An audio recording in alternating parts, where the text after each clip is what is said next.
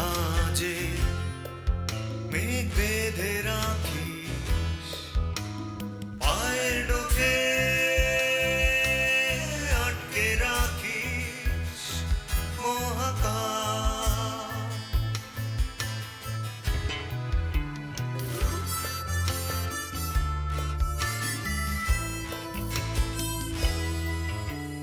হাওয়ায় গড়া তোর শরীর, তোর চারপাশে ধুলো দেয়াল, বুকের জানালা খুলে দিলে অন্ধকার, ঢুকে পড়ে রাত্রি ঘুম পোকা হাহাকার। পাথর চোখ তবু স্বপ্নে মাখামাখি তোর কারতা, আমি স্বপ্ন প্রেতাত্মা তোর খুব কাছে একলা একা।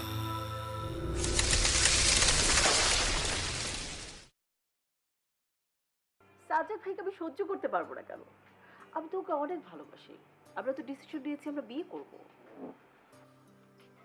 মানে আমি আর তোর সাজ্জাদ ভাই ওই কফি শপে বসে আছি, একসাথে লাঞ্চ করছি। আমরা আজকে সারাদিন একসাথে কাটাবো, আমরা আজকে অনেক অনেক মজা করবো।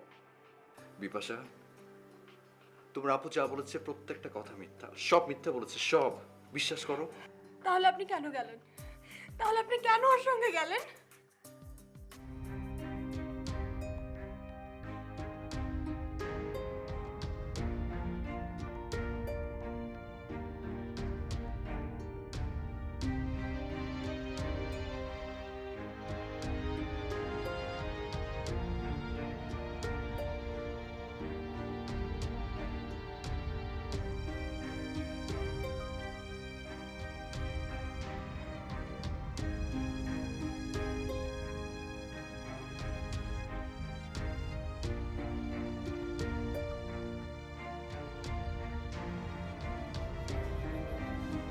আপনি এখনো যান নাই?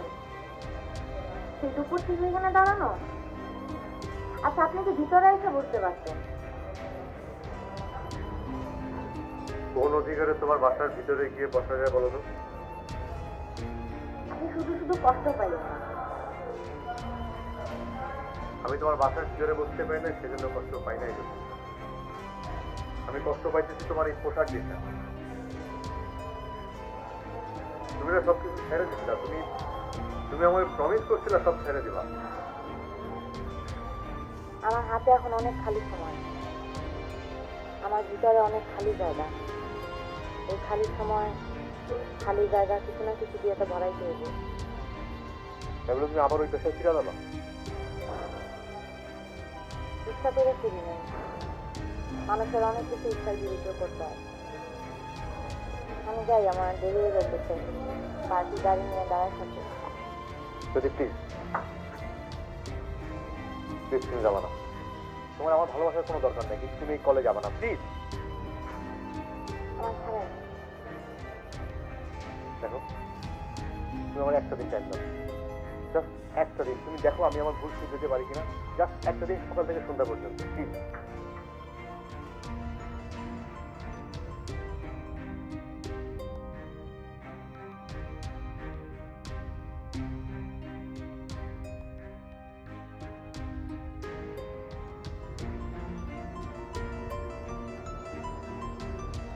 কালকে সকালে ফোন দিয়ে আসবেন, আমি থাকবো আপনার সাথে।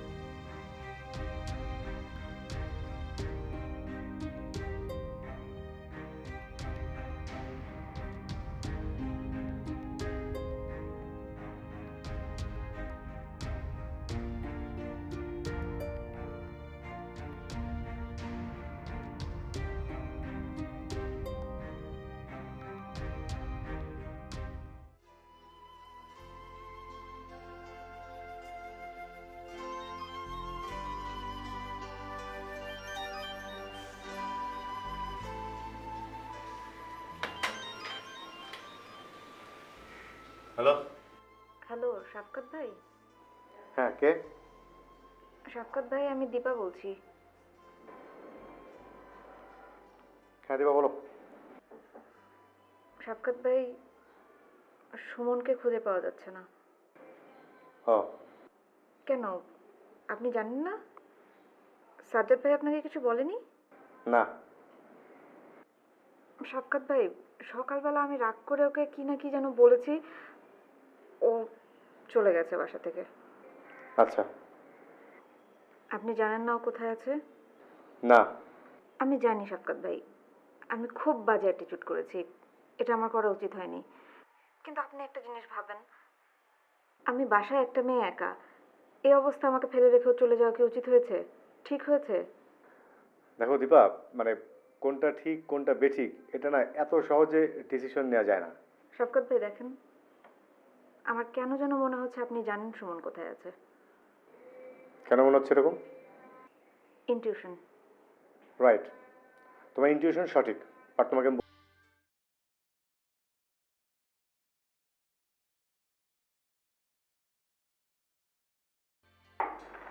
তোমার সাহস কত বড়, আমি না ভেবে পাই না। এই সাত সকালে কেন তুমি এসেছো? বলো কেন এসেছো? তোমাকে একটিবার একটু দেখতে। ফাইজলামি করো না, ফাইজলামি করো আমার সাথে। তোমার সব ফাইজলামি আমি ছুটাবো।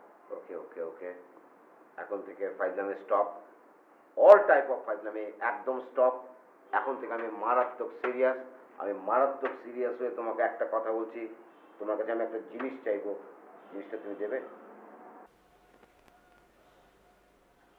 কি জিনিস? 4 লাখ টাকা। মানে কি? 4 লাখ টাকা বেশি হয়ে যাচ্ছে? ঠিক আছে, তুমি 3 লাখ টাকা দিলেই চলবে। তোমার জন্য 1 লাখ টাকা কনসেশন দাও। আমি তোমাকে 3 লাখ টাকা কেন দেব? আরে দেবে না, তোমার জন্য আমি 4 লাখ টাকা থেকে এক ধাপে 3 লাখ টাকা নামিয়ে আনলাম। 1 লাখ টাকা কনসেশন, তাও দেবে না? তুমি বাসা থেকে বের হও। আচ্ছা, এই সকালবেলায় তুমি কি শুরু করেছো হাসান? বের হও বাসা থেকে। আগে আমার টাকা দিয়ে দাও, আমি চলে যাব। আমি তো তোমার সাথে থাকতে আসিনি, টাকাটা দিলে আমি চলে যাব। কেন আমি টাকাটা তোমাকে দেব? ক্ষতিপূরণ দেবে? ক্ষতিপূরণ? হ্যাঁ, ক্ষতিপূরণ দেবে না তুমি আমার? তোমার সুইট মার খেয়ে আমার হাত ভেঙে গেল, আর তুমি এখন ক্ষতিপূরণ দেবে না? দাও, টাকা দাও। তোমার একটা হাত ভেঙেছে আমি চেলা কাট দিয়ে। আসলে তোমার দুটো হাতই ভাঙার দরকার ছিল। পা দুটো কেন আস্ত রেখেছি সেটার জন্য এখন আমার আফসোস হচ্ছে। বাসা থেকে এক্ষুনি বের হও। দেখো, ভালো যদি তুমি টাকা না দাও, আমি কিন্তু কোর্টে যাবো, আমি কেস করবো। আমি মানে? নারীদের নির্যাতনের পক্ষে যেরকম আইন আছে, পুরুষদের নির্যাতনের পক্ষে কিন্তু ওইরকম আইন আছে।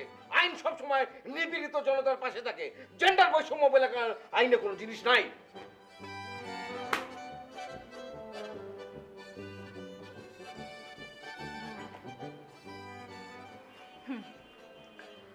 আমি বুঝলাম, তোমার ডাক্তার দেখাতে আর ওষুধপত্র কিনতে ম্যাক্সিমাম 2-3 হাজার টাকা লাগবে। তুমি 3 লাখ টাকা চাচ্ছ কেন? তোমার মতলবটা কি? মতলব? নো মতলব। আমার হাত ভাঙছে, প্লাস্টার লাগছে, আমি কোনো কাজ করতে পারতেছি না। বাম হাতে যেহেতু প্লাস্টার লাগছে, আমার বাথরুমে যেহেতু নানা রকমের সমস্যা হইতেছে, তুমি বোঝো না প্রবলেমটা কোথায়? আর এত সমস্ত সমস্যার মধ্যে আমি মাত্র 3 লাখ টাকা চাইতেছি, তুমি আমার দিবা না?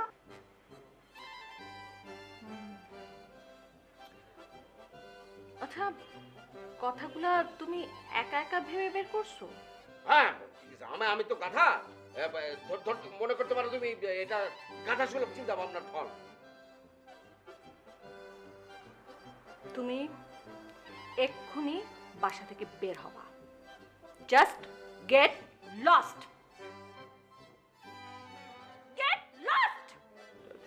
3 লাখ টাকা না দাও, অন্তত 3000 টাকা দাও। কার জন্য? বাবুর জন্য। মানে কি? বাবুই তো আমাকে জোর করে পাঠালো। ও 3000 টাকা ওকে দিতে হবে, তা না হলে আমার মান সম্মান থাকবে না। ডোরা প্লিজ। ও না, দাও না।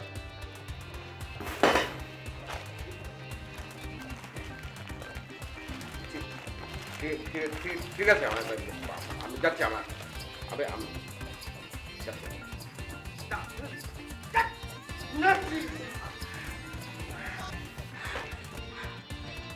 চল বাবু যাদব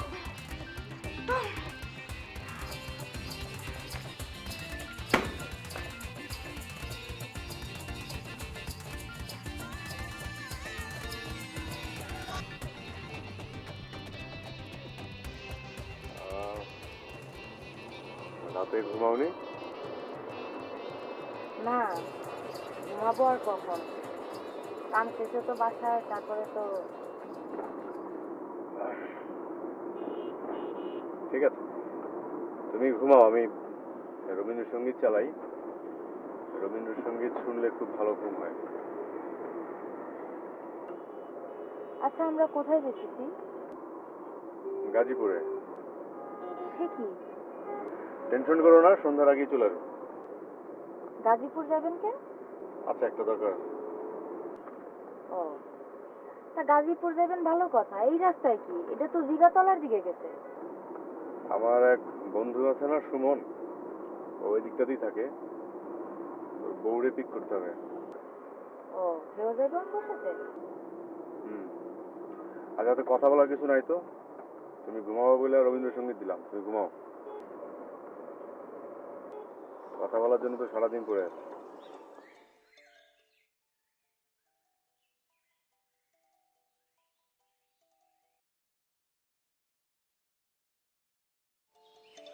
বাবু এই বাবু উঠো।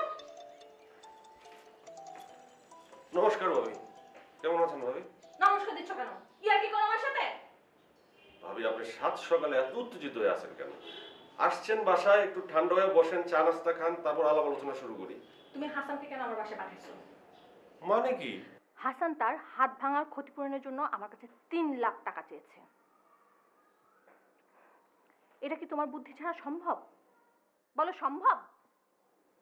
শোনো বাবু, এর আগে আমি তোমাকে অনেকবার ওয়ার্নিং দিয়েছি, তোমার কানে কথা ঢুকেনি। আজকে আমি তোমাকে কোনো ওয়ার্নিং কিচ্ছু দেব না। তুমি এক্ষুনি আমার চোখের সামনে থেকে এই বাড়ি থেকে বের হবে, এক্ষুনি বের হবে। তুমি যদি বের না হও তাহলে আমি তোমাকে হাসতে হাসতে ঠান্ডা মাথায় খুন করব, তারপর ডাইরেক্ট জেলে যাব। থামেন, আপনি আমার উপর রাগ হয়েছেন আমি বুঝতে পারতেছি, কিন্তু আপনি কেন রাগ হয়েছেন, কি কারণে রাগ হয়েছেন আমি সেটা বুঝতে পারতেছি না। তুমি হাসানকে তার ক্ষতিপূরণের জন্য পাঠাওনি আমার কাছে? নাউজুবিল্লাহ ভাবি, নাউজুবিল্লাহ ভাবি, আপনি আমার মায়ের মতো ভাবি। ভাবি, আপনার পায়ের নিচে আমি আমার বেহেশত বানাবো ভাবি। আপনার পায়ের নিচে আমার বেহেশত ভাবি। আপনি আমার নামে 2 নম্বর টাইম না ভাবি। ভাবি 2 নম্বর টাইম না ভাবি। তুমি বলতেছো হাসানকে তুমি পাঠাও নাই, ও তাহলে একলা একলা চলে গেল?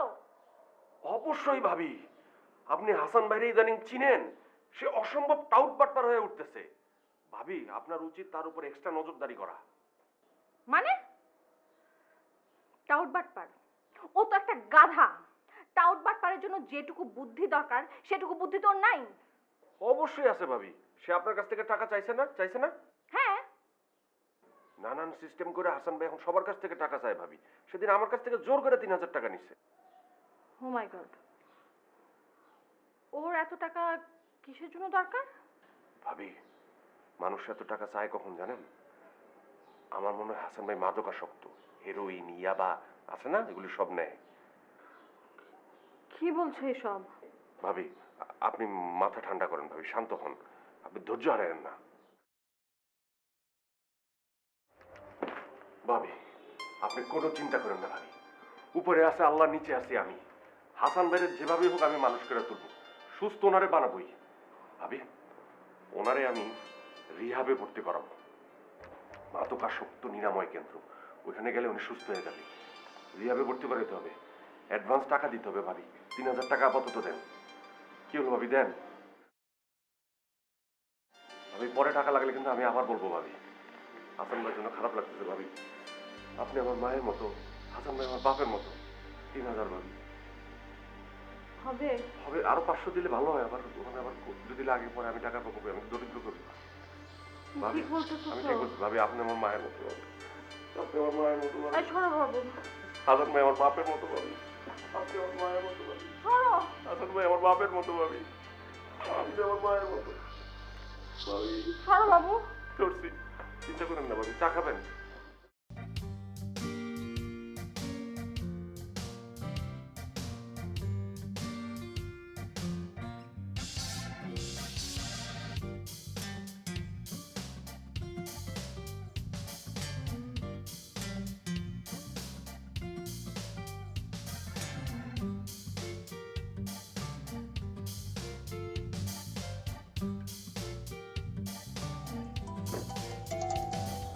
ভাই হোয়াট এ প্লেজেন্ট সারপ্রাইজ। আসো আসো আসো আসো। খুব ভালো লাগছে, আসো আসো।